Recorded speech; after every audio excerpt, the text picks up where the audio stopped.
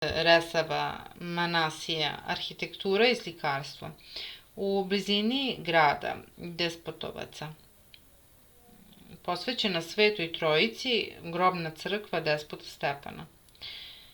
Planom podsjeća na ravanicu, ali su razmere daleko veće. Crkva je razvijenog upisanog krsta sa 5 kupola, bočnim pevničkim konhama i pripratom, podeljenom na 9 traveja, kao ravanička. Prilično je uništena, ali nakon renoviranja nije u svom prvobitnom obliku.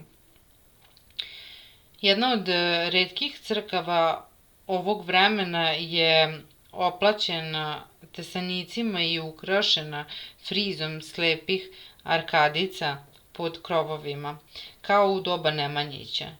Nema bogate ukrase, bar ne sačuvane. Svi ukrasi liče na slepe arkade, kao na drugim crkvama. Crkva je dugo oslikavana i ukrašavana.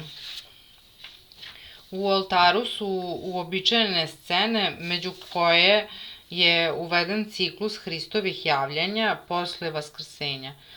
U kupoli, pored uobičajenih tema, nalazi se nebeska liturgija, dok je živopis u kalotama malih kupola potpuno ispran.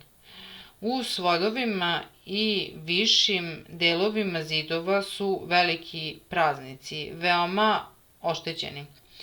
Potom ciklusi Bogorodičinog života i Hristovog detinjstva, jug, i stradanja sever, i niže čuda i parabola. Ispod je niz medaljona dugih boja povezanih u osmice, u koje su upisani likovi svetitelja, a na stupcima su likovi brojnih svetitelja u medaljonima dugih boja.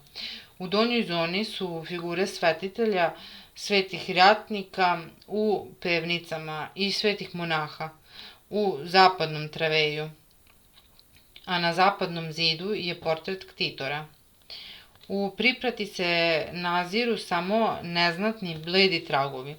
Crkvu su oslikali brojni zografi, Grci poreklom iz Soluna, koji su većinom bili veoma daroviti i školovani.